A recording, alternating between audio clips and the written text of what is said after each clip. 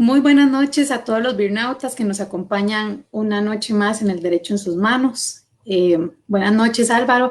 El día de hoy tenemos un invitado especial de lujo, el licenciado Benjamín Gutiérrez. Es el director y socio fundador de la firma BGA Abogados Corporativos y hoy nos viene a hablar sobre los testamentos y los procesos sucesorios. Así que, bueno, pues le damos la bienvenida sin más preámbulo. Buenas noches, don Benjamín. Buenas Buenas noches, noches, Alexa, don Álvaro, ¿cómo están? ¿Qué muy bien tal? usted, Benjamín. Mucho gusto tenerlo por acá. No, gracias por la invitación, como siempre, más bien. Sí. Bueno, Alexa, no, por si gusta favor. entrar en materia, porque creo que es Sí, un tema, mejor. Hoy tenemos que ir siempre muy genera acelerados. sí, no, y es un tema que siempre genera mucha duda entre las personas que no son abogadas. Entonces, bueno, pues si gusta nos comenta un poco qué es el proceso sucesorio como tal, o lo que llaman comúnmente la mortual. Sí, la mortual, que es la forma coloquial de decirlo, o sea, el proceso sucesorio es el proceso que tenemos que seguir todas aquellas personas, todos aquellos herederos, todos aquellos familiares que quedamos con vida.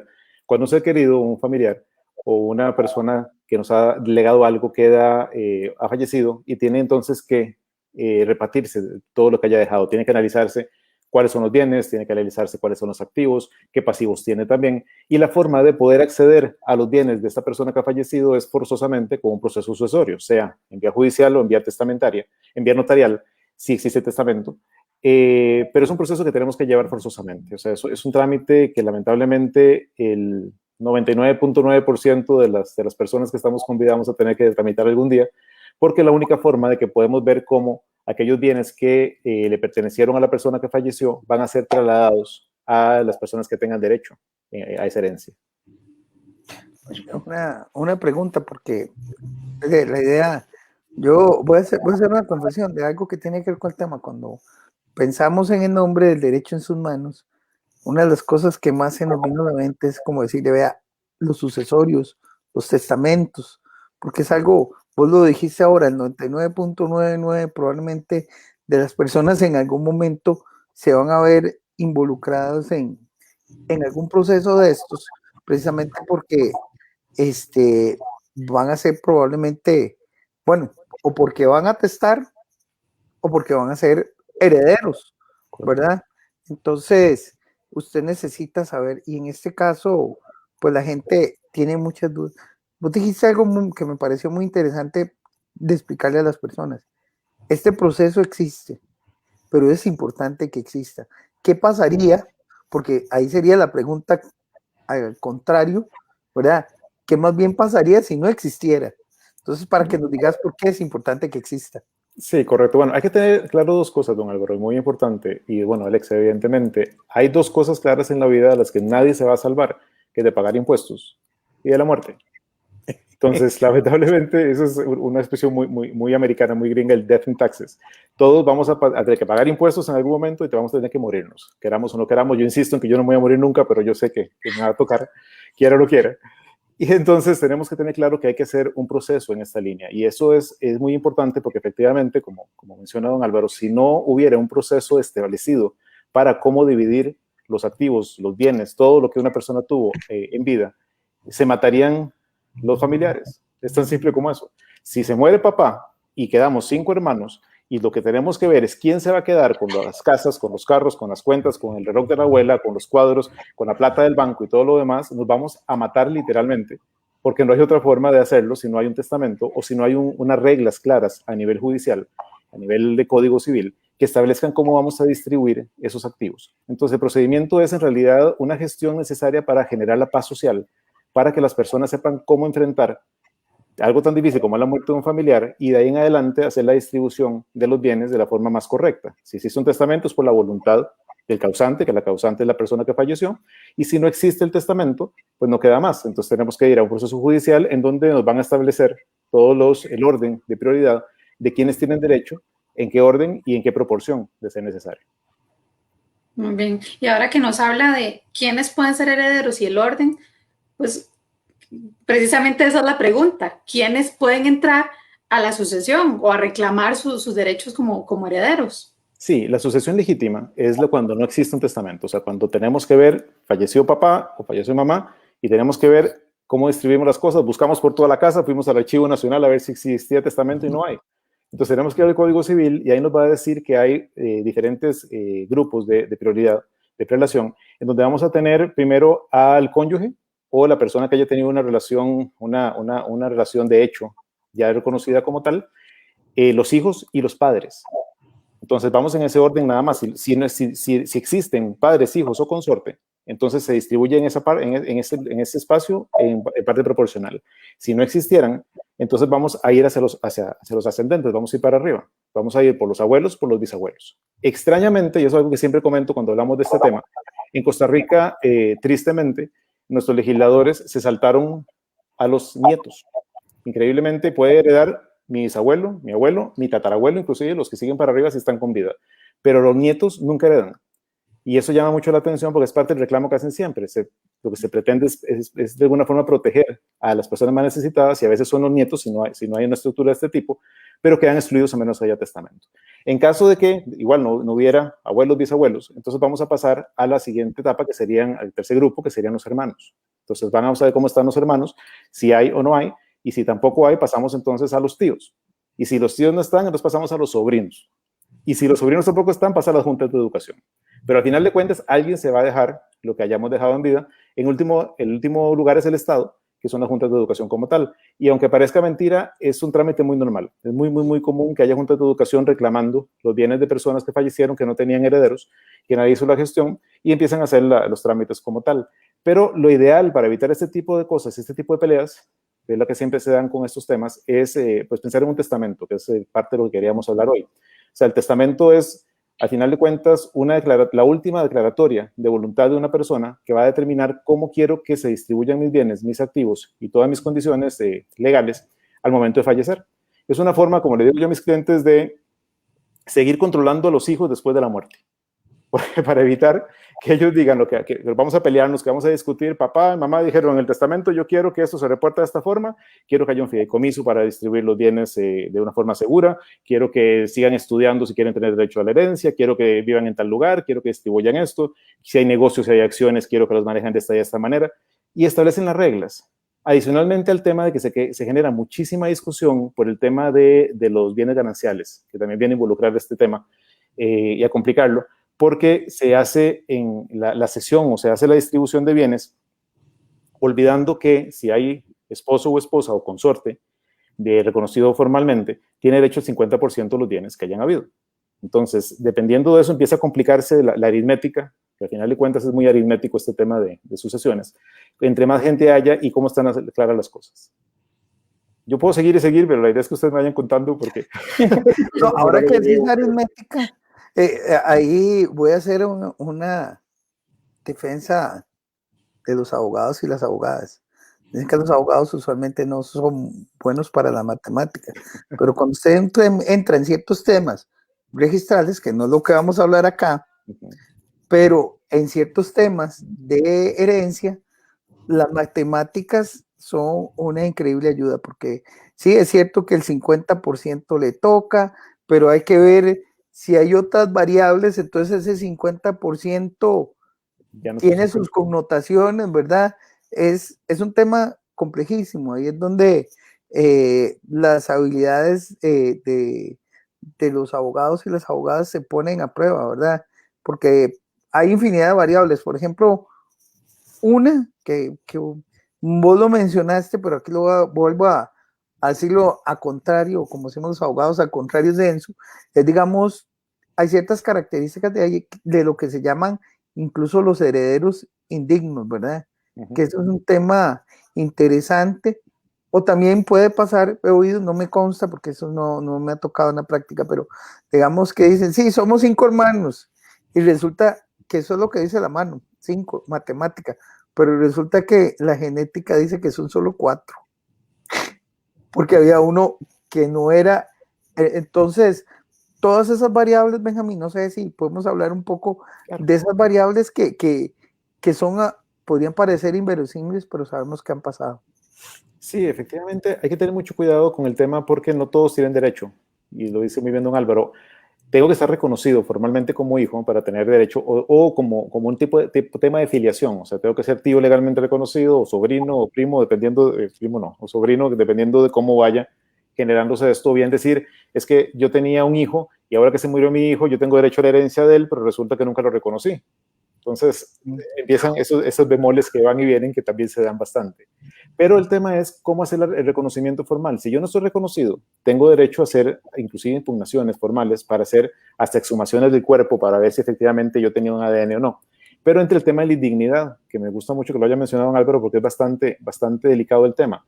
El hecho de la mano, que me gusta mucho el ejemplo, no solamente es que esté o no esté reconocido el cuarto hijo, es que puede ser que el cuarto hijo fuera un desastre pavoroso, que haya sido un mal hijo, que haya sido una mala persona, que haya ofendido a papá, a mamá, a los familiares, que se haya portado mal. Entonces, los demás herederos tienen derecho a decir, como funcionaría si papá hubiera estado consciente de que eso iba a pasar, reclamar ante un juez civil que esa persona no tiene derecho a heredar porque no se portó bien con el causante, porque no fue un buen hijo, porque no fue un buen heredero, porque no cumplió con lo básico para ser honorable. Entonces tienen que probar que efectivamente pasó esa situación para que lo deshereden de alguna manera. Si no se hace el trámite, pues va a tener derecho a pelearlo. Entonces es algo que la gente tiene que tener muy claro porque son derechos muy importantes para efectos de reclamo y para efectos de distribuir y tener más acceso pues, a más monto de la herencia si es necesario.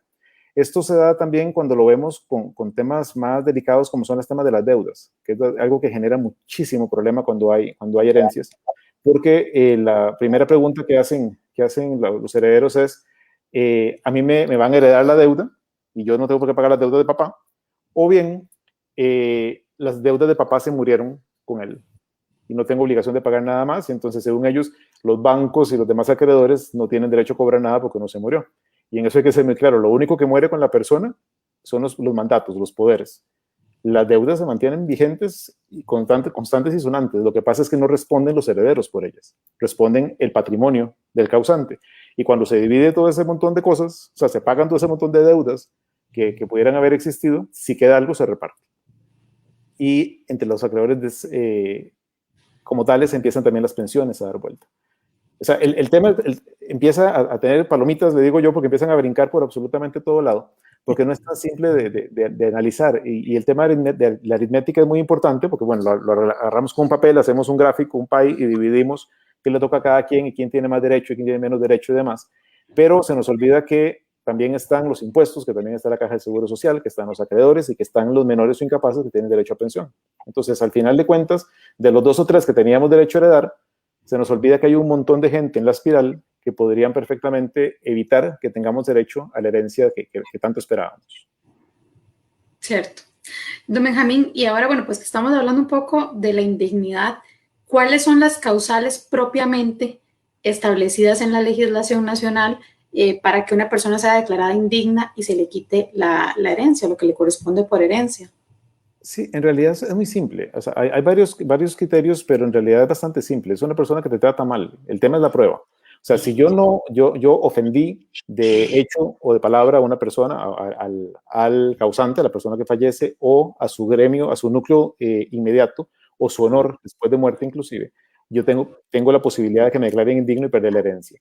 Si ofendí de alguna manera a la memoria de los ancestros de la familia, o sea, cosas que empiezan a hacerse como más amplias, pero es un tema igual de prueba. Si yo no cumplí con mis obligaciones alimentarias, que eso es muy importante, o sea, si yo tenía la obligación de pagar alimentos a mis hijos o bien a mis padres en algún momento de la vida y no cumplí con ello, eso es causal suficiente para que me declaren indigno. Entonces yo podría perder derecho a heredar porque no cumplí con mis obligaciones formales. En realidad son muy simples, es cualquier cosa que uno sienta, porque es muy subjetivo, cualquier cosa que uno sienta que me afectó en mi decoro y en mi honor, es suficiente para que yo le exija al juez que se analice si esa persona tiene derecho a heredar o no, o bien, en realidad, que los demás herederos reclamen que esa persona no tiene derecho a poner la mano a la hora de la repartición de los panes.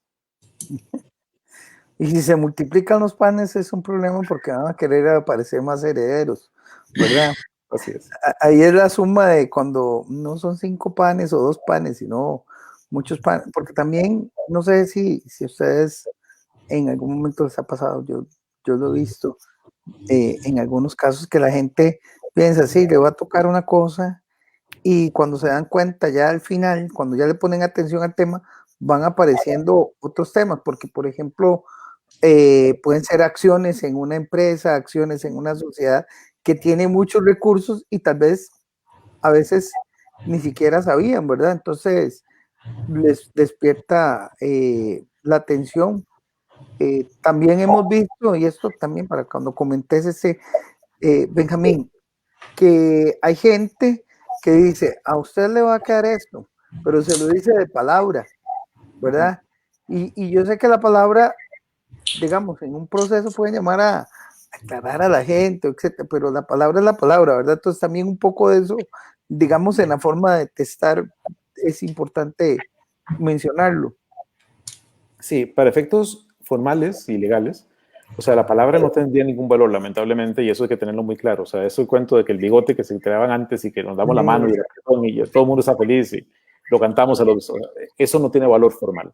Si no tenemos un documento, en este caso es un testamento, sea público, o sea privado, o sea notarial o sea privado, que se haya otorgado y que se pueda comprobar su autenticidad, no habría forma de que una persona que no sea un heredero legítimo tenga derecho a reclamar algo. O incluso un heredero legítimo que diga, yo soy, o sea, somos 3 hermanos y yo soy uno de ellos y tengo derecho a la casa únicamente yo, mis otros 2 hermanos no, porque yo vivo en la casa, yo cuidé a papá, mamá hasta el día que fallecieron y ellos me dijeron que me le iban a dejar.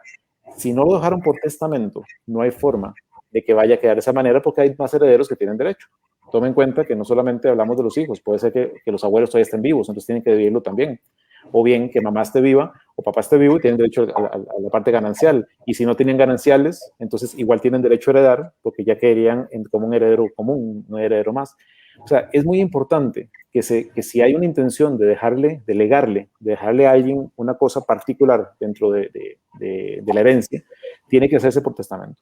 Y eso es algo que se discute muchísimo porque siempre se habla de que es que un testamento es algo que no quiero hacer, que si yo firmo testamento me estoy muriendo, una declaratoria de muerte, empieza la superstición, ese montón de cosas que es muy delicado, porque el testamento en realidad es un trámite muy sencillo, relativamente barato, bueno, muy barato cuando hacemos una relación con lo que cuesta el proceso sucesorio, y la cantidad de problemas que le evitan los familiares es tremenda, o sea, es impresionante.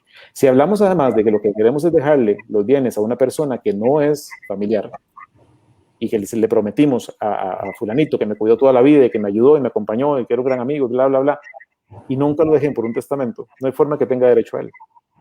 Entonces se complica aún más las cosas. A mí lo que me encanta del testamento en realidad es que todo lo que sea legal se puede establecer en él. Y eso es sumamente importante porque tenemos la posibilidad de establecer la forma en que queremos que se repartan esos bienes. Si queremos que sigan estudiando, si queremos que cumplan con determinadas condiciones suspensivas, qué sé yo, que tiene que tener un doctorado en física cuántica, que espero que nadie haga eso, que sería una grosería, pero que tenga que sacar una carrera determinada, o bien que tienen que hacerse cargo de los hijos, de los hermanos pequeños para seguirlos educando, que tiene que haber un tutor. Yo puedo perfectamente dejar en un testamento quién va a ser el tutor de mis hijos menores de edad en caso que yo fallezca.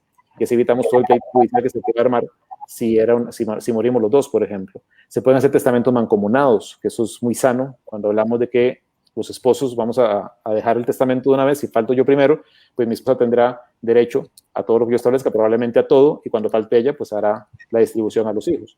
Para que no empiece esa discusión, porque si caigo yo muerto y mis hijos y mis papás que todavía están con vida dicen, bueno, ¿qué vacilón? Vamos a repartirnos todo.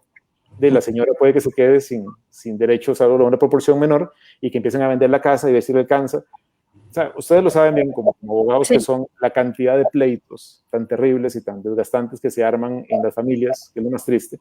Cuando alguien fallece y no dejó testamento, porque entonces aparece el diablito acá de la avaricia y empieza a meterle cizaña y veneno a todos y empiezan a haber cosas muy feas. O sea, eso es lo que se puede evitar, particularmente con algo tan fácil como un testamento. Sí, no, y es que definitivamente el testamento viene a evitar futuros conflictos entre los hijos y los hermanos, ¿verdad? Entonces, pero antes de que entremos a ahondar un poco más en el tema de los testamentos, me gustaría devolverme un poco, porque hablábamos de que en la primera línea estaba la esposa o consorte o el esposo o consorte. Pero ¿qué pasa? Porque ha sucedido que el causante muere, tiene esposa, pero tenía una conviviente de hecho. Entonces llegan las dos al proceso sucesorio y entonces ahí se arma un problemón. Un problema tremendo. No puede hacer nada para resolverlo, pero entonces, ¿cómo lo resolvemos? Sí, correcto. Es muy importante que para tener derecho a heredar en ese sentido, la ley habla simplemente de ser esposo o consorte de hecho reconocido. O sea, la relación de hecho tiene que reconocerse ante un juzgado de familia. Y para poder reconocer la unión de hecho, que eso ya es un tema más de derecho de familia como tal, tengo yo que tener la capacidad de contraer matrimonio. Si yo no tengo la capacidad de contraer matrimonio, entonces yo no puedo pedir que me declaren en unión de hecho con otra persona, porque sería una poligamia. Entonces eso está prohibido por ley. En otras palabras, una bigamia. Si yo no me he divorciado, entonces la pareja con la que estoy viviendo hace 25 años y es mi conviviente de hecho, pero no tenía la posibilidad de casarse conmigo porque yo todavía estaba casado, no tiene derecho a heredar, a menos que haya un testamento. Entonces ahí se complica y es cuando toda la gente brinca y dice cosas. O sea, yo tengo tantos años de vivir con esta persona y no tengo derecho a heredar porque no se quiso divorciar. Efectivamente, es así de simple. O sea, si usted está en esa condición, salga corriendo, busque un abogado y divorcie a la pareja suya para que se acaben esos problemas.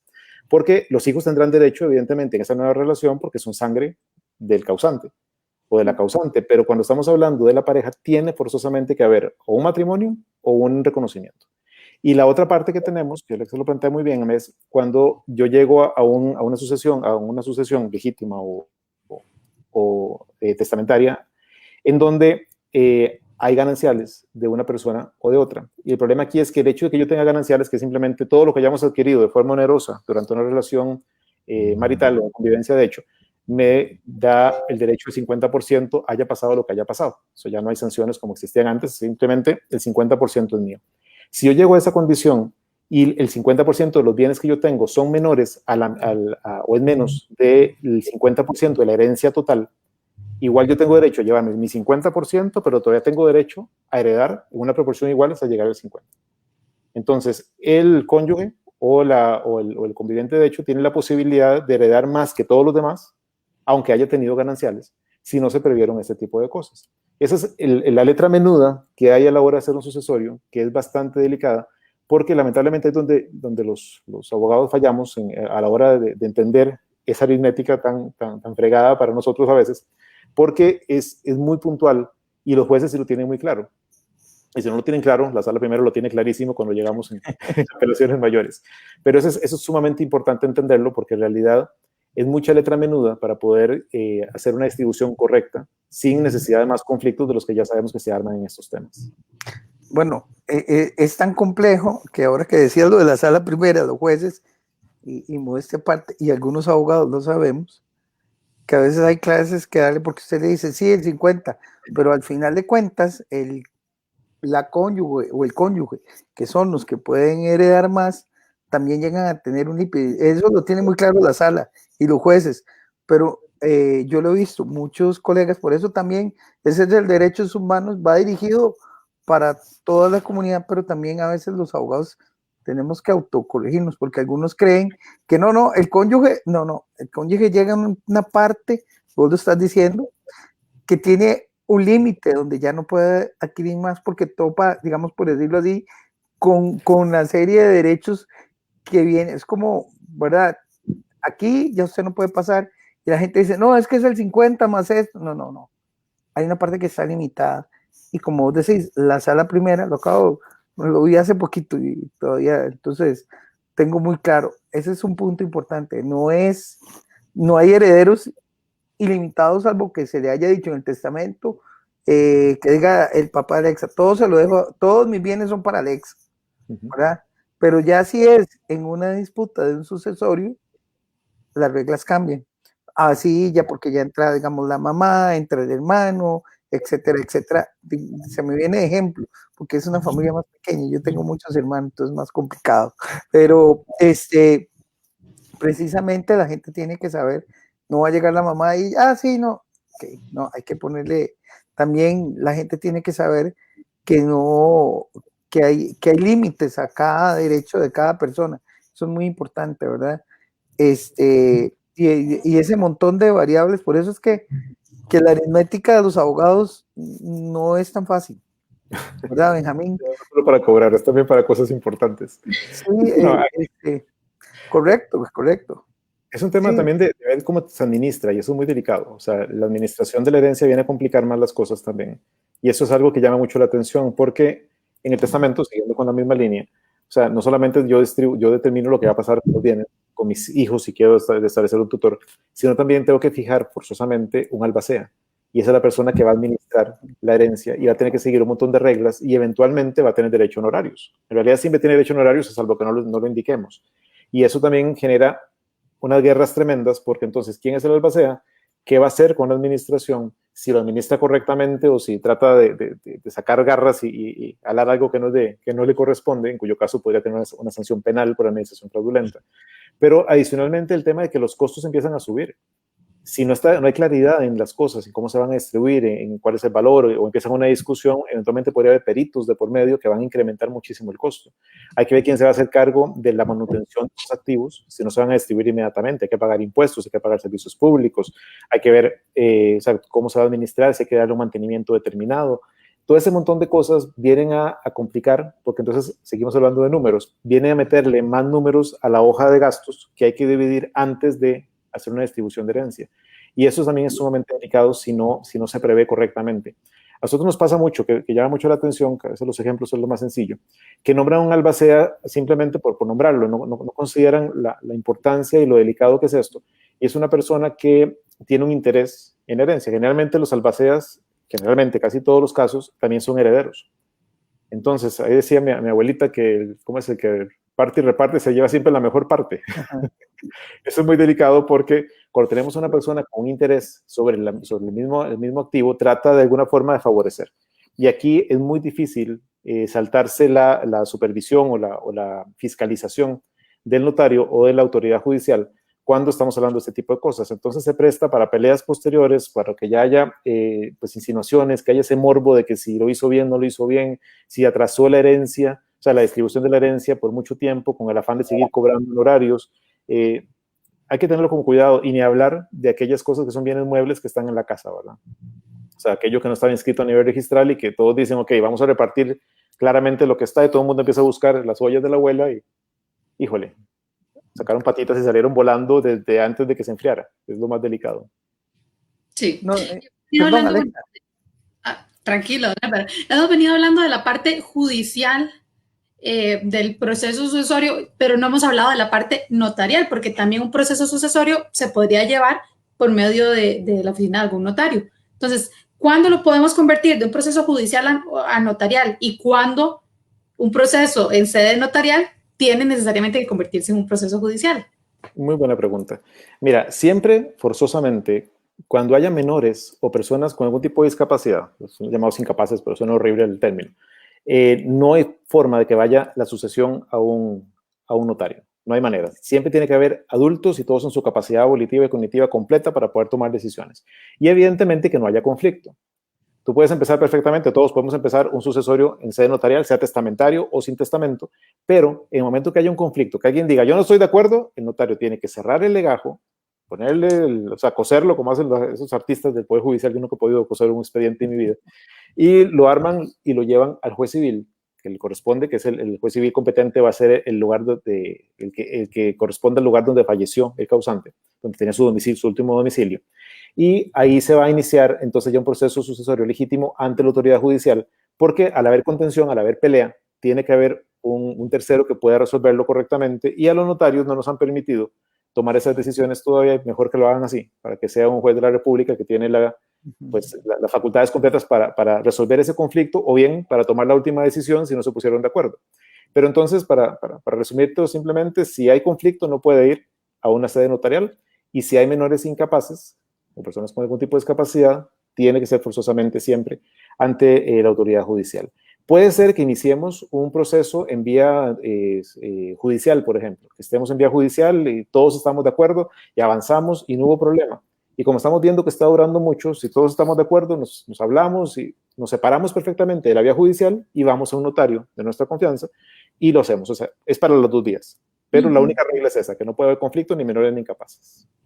Sí, y puede pasar también, Benjamín, si los eventuales herederos son personas adultas mayores también, que en algún momento empiezan a tener una enfermedad de esas que pierden la memoria, y también entonces tal vez iba a notarial y ahí tienen que cambiar las reglas del juego, efectivamente, porque tendría que pasar a la vía judicial, ¿verdad? Para que termine el derecho de estas personas. Sí, efectivamente.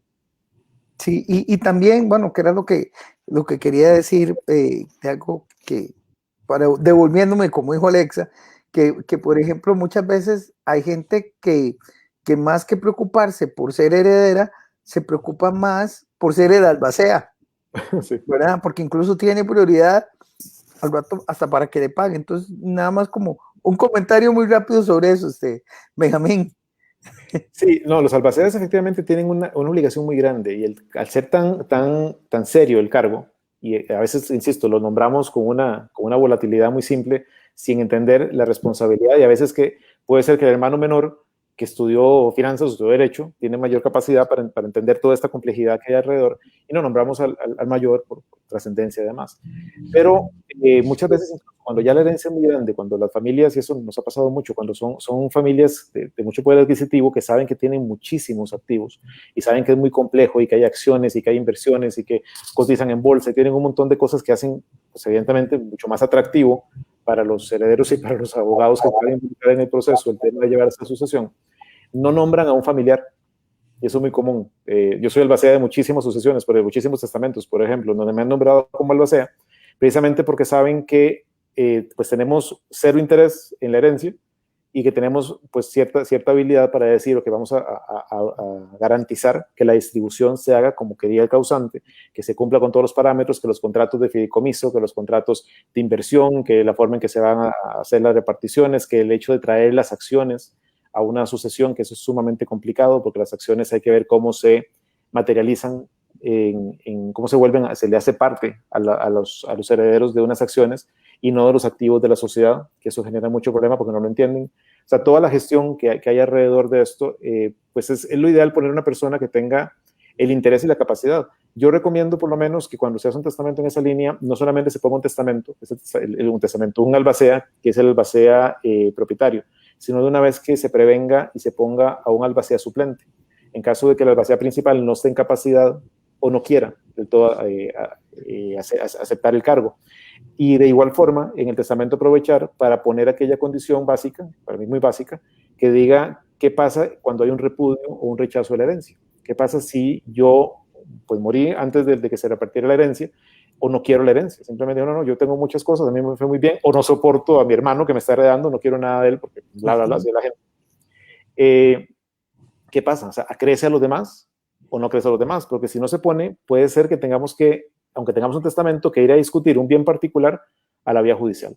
Entonces vamos a estar muchos años y mucho tiempo metiéndole en gastos y gastos y gastos al tema por no haberlo previsto. O sea, esos testamentos que lamentablemente a veces se bajan de formularios de cartulación y cositas pequeñitas que son de una página, a mí particularmente no me gustan. O sea, el testamento, para mis efectos, es un contrato, como el matrimonio y como cualquier montón de cosas, o sea, todo tiene que ser un contrato con reglas claras establecidas, qué pasa en este caso y lo otro, para que no tengamos que, pues lamentablemente, tener un papel que al final igual va a ser discutido e interpretado y vamos a tener que ir a una vía judicial a perder muchísimo tiempo y muchísimo dinero.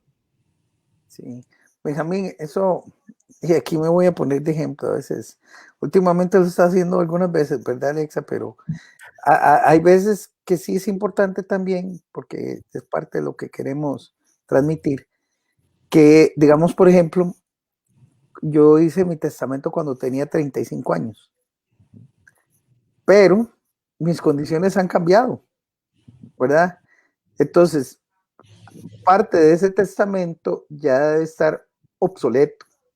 O sea, sí sirve de guía, pero también es bueno, Benjamín, que nos menciones si también es importante estarlo renovando regularmente, porque vos vas adquiriendo, digamos, otras actividades económicas, principalmente lo que tenga que ver eventualmente con sociedades, porque vos vas adquiriendo acciones, y etcétera, etcétera. Un poco de eso para que, como reflexión, Benjamín.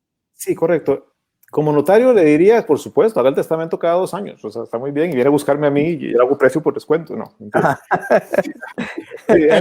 gente prevea, porque el testamento efectivamente, cuando yo hago un testamento nuevo, automáticamente dejo sin efecto el testamento anterior. De hecho, se revoca y se deja sin efecto. Es muy importante entender que si esto va a suceder, y como dice bien don Álvaro, o sea, puede pasar que yo adquirí muchos bienes después de haber hecho el testamento, y el testamento no lo hice de forma genérica. O bien nació nueva gente o tengo nuevas personas con cariño que quiero heredarles algo y los estoy dejando excluidos sin querer. Lo ideal inicialmente es para todos los colegas, o sea, es muy importante que el testamento se haga previendo esas cosas, porque la gente, uno no quiere estar gastando en un notario todo permanentemente, o sea, lamentablemente, pero es lógico, así debe ser. Entonces, hay que ir analizando que el testamento debería prever cosas futuras también, y no impide nada que eso sea así. Nosotros hacemos mucho testamento de personas jóvenes que últimamente, pues tal vez por ser más chiquillos y en esta era de tanta tecnología, además, tienen menos miedo a la muerte, que eso es bastante bueno. Y desde que tienen algo, hacen un testamento. Y dicen, bueno, ¿qué pasa con mis hijos? ¿Y usted tiene hijos? No. ¿Y qué pasa con mi esposa? Y bueno, pero usted ya está casado, ¿no? Ok. Usted lo que quiere es prever qué va a pasar en el futuro. Sí, pero no estar haciendo testamentos. Entonces lo que hacemos simplemente es establecer que el cónyuge tendrá derecho y sus hijos futuros en proporciones iguales. Y vamos a hablar de lo que tienen hoy, si lo hacemos por un legado, que un legado es decir bien específico, la casa X, la finca X, el carro X y la cuenta X van a quedar distribuidos de esta manera. Pero yo recomiendo siempre establecer una cláusula adicional que dice que todos aquellos bienes que no estén incluidos acciones, bienes muebles, bienes inmuebles, bienes no inscribibles, inversiones, mutualidades, fondos de inversión, todo lo que usted quiera poner, que no esté expresamente establecido, será repartido en la misma proporción en la que se repartió lo que están poniendo o en una proporción determinada. Entonces, tenemos por lo menos la garantía de que si yo caigo muerto hoy y tengo muchas cosas más de lo que yo había establecido ahí, igual van a ser cubiertas por el testamento. Si la proporción no era la ideal, bueno, ya eso no podemos evitarlo, pero sí por lo menos sabemos que cubre todo, tanto a nivel nacional como internacional. Entonces el testamento perfectamente puede ejecutarse en Costa Rica y en otros países, mediante un exequatur, donde le damos una formalidad al testamento para ser ejecutado en otros lugares. El único problema que tenemos en ese caso es efectivamente que tendríamos que prever la legislación de los países a donde van a llegar y por lo menos, pues no preverlo, pero sí explicarle a los clientes al momento de firmar, a los testadores. ¿Por qué? Porque hay países donde te exigen que un porcentaje determinado de la herencia quede a favor de sucesores legítimos. Entonces, por ejemplo, llamaremos la cuarta falsidia. La cuarta falsidia en Estados Unidos, por ejemplo, es el 25%. El 25% yo no puedo heredar lo que me dé la gana. El 25% va a ser para los herederos que ellos establecen. En Costa Rica existe como una limitación, que es aquellos casos en donde yo le heredo por legados, donde yo estoy diciendo específicamente estos bienes para X y Y y Z, si dejé excluido a sucesores legítimos, tienen derecho a levantar la mano y reclamar el 10% de la herencia. Pero es una forma fácil de saltársela cuando yo digo, yo dejo en partes iguales todos mis bienes a fulano y sutano. Ahí no hay legados, ahí no hay derecho a pelear la cuarta falsidia. Pero es la única situación en la que se podría ver afectado un testamento a nivel internacional. Pero efectivamente, o sea, como bien lo dice don Álvaro, el testamento se puede hacer cuantas veces uno quiera e irlo cambiando. Tengo un cliente que casi digo el nombre, por dicho no lo dije, o sea, esta pena me da cobrar el testamento. O sea, le habré hecho unos 25 testamentos, tal vez. O sea, es impresionante porque cuando se pelea con la hija, la deshereda y deja a la vecina. Y cuando se vuelve a acomodar, cuando se vuelve a contentar, la vuelve a dejar.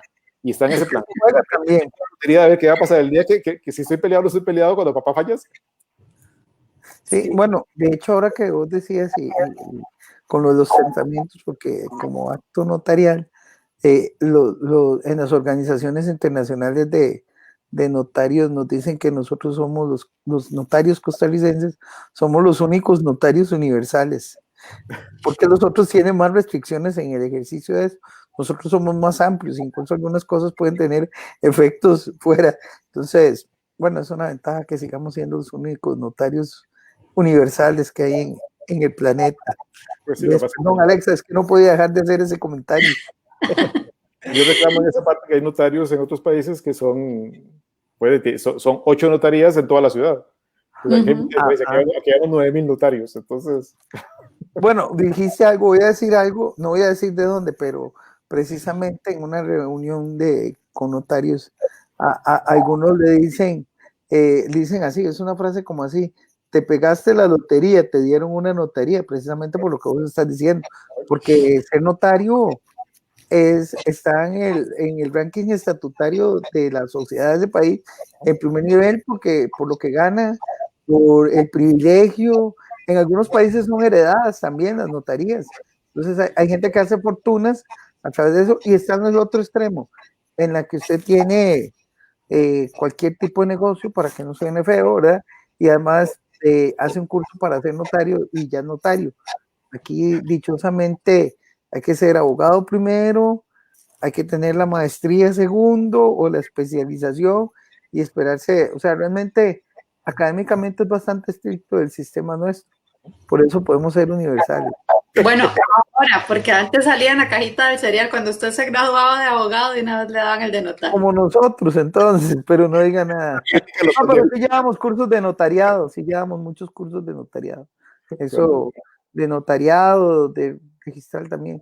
No era que llegábamos tampoco así, Alexa. No me los dejaban a ciegas.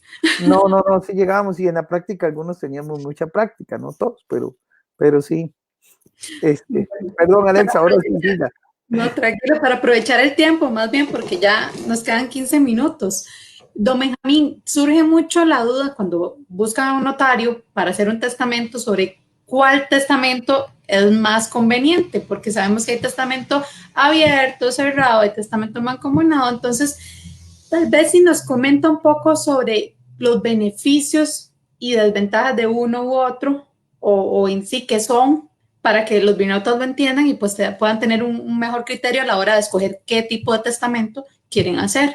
Sí, claro, tal vez hay que empezar con algo muy básico y muy delicado. O sea, existe la posibilidad de hacer un testamento público o un testamento privado. Y eso significa que yo puedo hacer el testamento ante un notario, con todas las formalidades de ley, con los 3 testigos y demás, y que se va a presentar formalmente en el Archivo Nacional, no en el registro, como dice mucho colega, lamentablemente, en el Archivo Nacional, y no es inscribirlo, es presentarlo. Y hay la posibilidad también de hacerlo privado, y privado es sumamente delicado, ya voy a explicar por qué. Uno lo hace en papel común, y si yo lo hago con mi puño y letra, puedo hacerlo en papel común sin ningún problema, con 4 testigos. Si lo voy a hacer en una impresión, o sea, en una computadora, una máquina de escribir, no sé si todavía existen, pero se hace de forma impresa, y lo firmo, necesito 6 testigos. Entonces complica mucho las cosas porque la gente dice, sí, pero ¿qué importa? Tengo todos los vecinos, todos los amigos y alguien me pone a firmar. Vale, pero el día que yo fallecí, dentro de 35 años, si alguien encuentra el testamento todavía, porque ahí para empezar tenemos que encontrarlo, tenemos que verificar, si cualquier heredero reclama, que efectivamente esos 6 testigos estaban ahí, que efectivamente lo vieron firmar, que efectivamente todo estaba en orden, que efectivamente estaba en su capacidad, que no estaba en una borrachera pavorosa. O sea, todo ese tipo de cosas son importantes. Entonces, nosotros lo que recomendamos, la gente a veces dice, claro, es que usted no recomienda eso para cobrarlo. Yo no lo recomiendo porque generalmente el testamento privado es impugnado. Entonces, complica mucho. Los otros, por supuesto, pues tenemos el testamento abierto y cerrado, que como bien lo dice Alexa.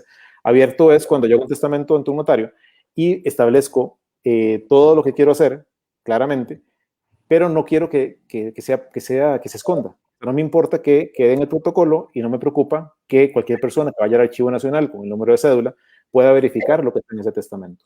Cuando yo tengo el temor de que mis herederos vayan a saber qué es lo que yo voy a hacer con mis bienes cuando yo fallezca, entonces la opción es hacer un testamento cerrado.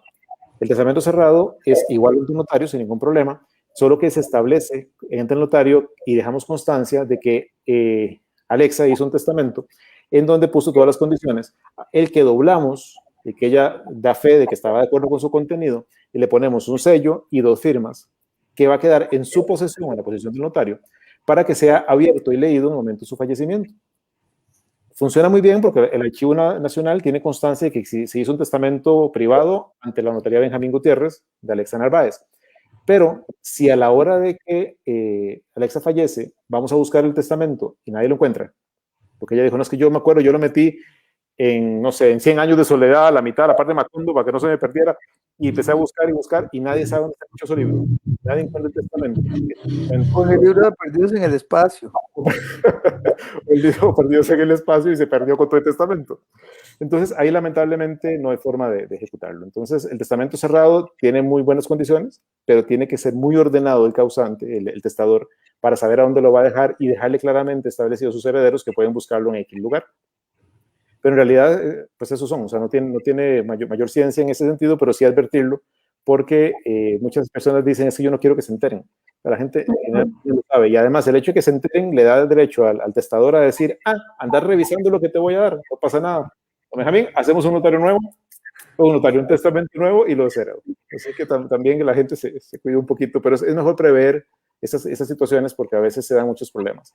Lo otro que no tiene que ver con el tema formalmente del tipo de testamento, tal vez si me permiten, porque es algo que se da muy comúnmente en esta área, es la herencia en vida. Lo hago con comillas, porque en realidad uno no puede heredar en vida. Uno puede regalar, donar y legar en vida, pero no puede heredar porque en realidad no, yo hasta que fallezco el verbo no aplica. Pero es muy común que la gente diga, es que yo no quiero hacer testamento, yo prefiero donarle a mis hijos de una vez o endosarles las acciones, o bien, si no quiero que me quiten los bienes, pues los hacerles en blanco. Y aquí pasan muchas cosas que es muy delicado. Uno, la donación, o sea, si vais a traspasarlo, o sea, partamos del hecho de que don Álvaro y Alexa son hijos míos. Entonces yo digo, voy a dejarles de una vez todo en vida, porque yo estoy seguro que no quiero testamento, no quiero problemas y les voy a dar los bienes a ellos. Pero resulta que se los hice como un traspaso, puro y simple. Entonces una compra-venta, porque el notario no les explicó que había que hacer el cambio y se los vendí.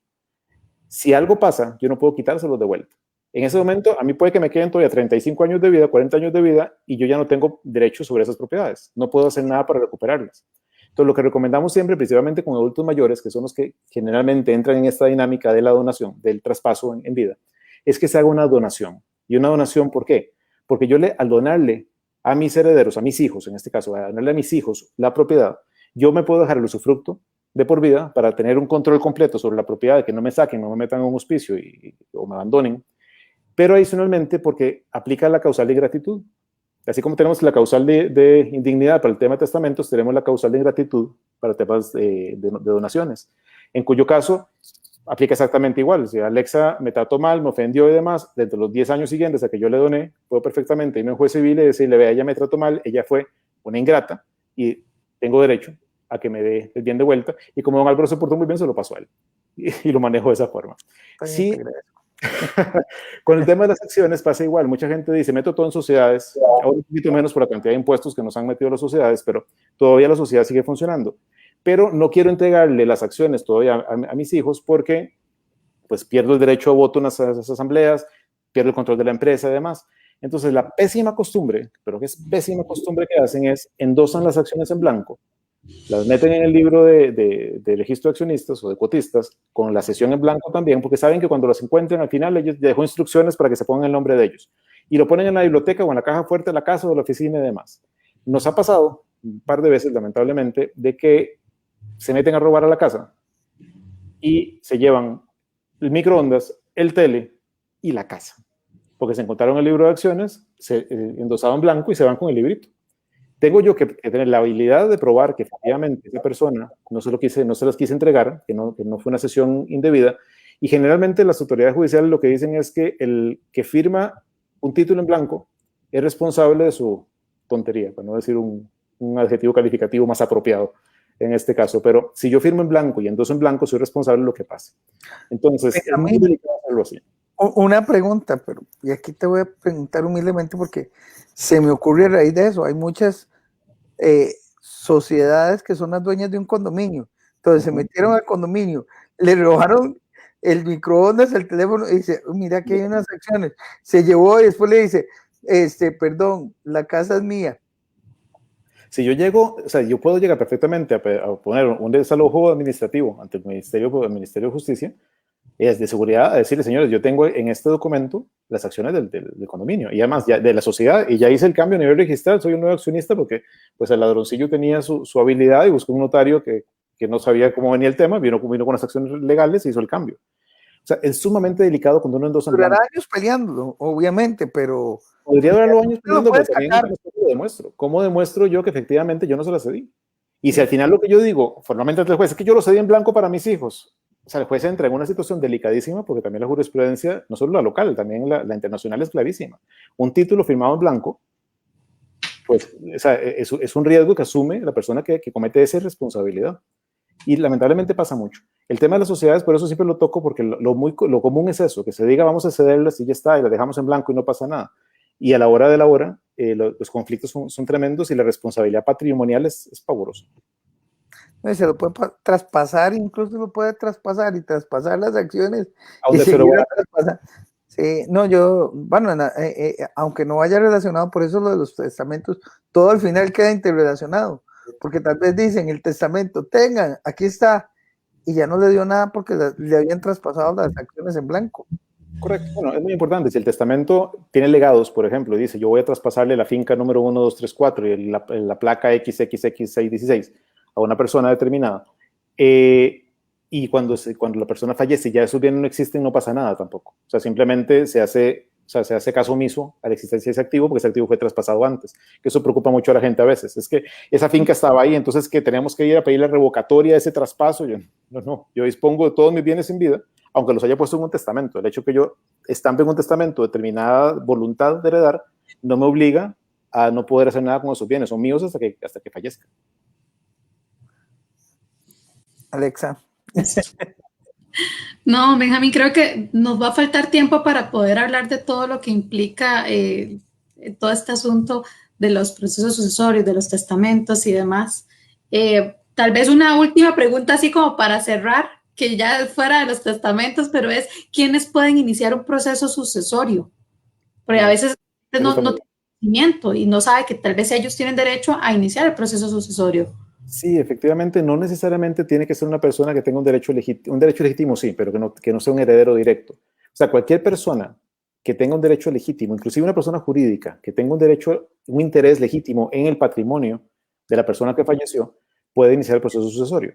¿Y por qué esa aclaración? Porque, por ejemplo, un banco perfectamente puede iniciar un proceso sucesorio, el de Benjamín, porque le quedó debiendo un montón de plata, y los herederos que saben que si abren el sucesorio, el banco va a llegar a llevarse lo suyo, entonces no lo abren. Y todo el mundo sigue viviendo tranquilo porque no van a seguir pagando la deuda porque no es de ellos y no van a dar la facilidad al banco para que llegue a cobrarlo. Entonces, la persona jurídica puede perfectamente, demostrando su interés, abrirlo. Inclusive, podría abrirlo la Caja de Seguro Social, puede abrirlo el Ministerio de Hacienda. O sea, cualquiera que tenga una necesidad inmediata. Evidentemente, si yo tengo una relación ya filial, yo sé que don Álvaro era mi papá, aunque él diga que no, y bueno, me tuvo a los 3 años. Entonces, es de la misma edad, yo creo. Pero, o sea, si yo estoy seguro de esa situación y quiero ir a pelearlo, pues tengo derecho por lo menos a plantear el reclamo mientras se hace la exhumación del cuerpo y se hace la verificación de marcadores genéticos a ver si efectivamente existe o no existe un derecho. Pero cualquier persona que pueda demostrar un interés legítimo puede abrirlo. Entonces, no es tan bueno, lo que hablaba al final, las juntas de educación. O sea, las juntas de educación, al final de toda la línea, puede ser que lo abran y que cuando abrieron el proceso sucesorio brincó un heredero que no sabían y bueno, no les tocó nada y se van, pero dejaron abierto e instalado el proceso. Don Benjamín, de verdad que muy agradecidos de tenerlo acá una vez más con nosotros. Siempre es un gusto contar con su presencia. Gracias. El tiempo, bueno, nos ganó, pero esperamos tener una próxima. No, muchísimo gusto. Aquí soy a las órdenes para lo que necesiten y gracias por todo. La verdad es que eso es un tema muy interesante siempre. No, de verdad, Benjamín, muchísimas gracias. Efectivamente, espero que nos acompañes muchísimas veces más, porque sí hay muchos temas que sabemos que vos manejas muy bien y enriqueces el programa y a las personas que nos escuchan y nos ven también, porque aprenden y también van cerrando algunos casos de cosas que tienen dudas y se les está dando una respuesta. Muchas gracias. Ahora sí, Alexa, el cierre final. Sí, muchas gracias a todos los Birnautas por acompañarnos una noche más. Quedan con don Franklin Vargas con su programa En Broma y en Serio. Y nos vemos el próximo jueves. Que tengan una linda noche. Don Álvaro, buenas noches. Don Benjamín. Buenas noches, don Benjamín, Alexa, y todas las personas Birnautas que nos acompañaron. Gracias. Gracias.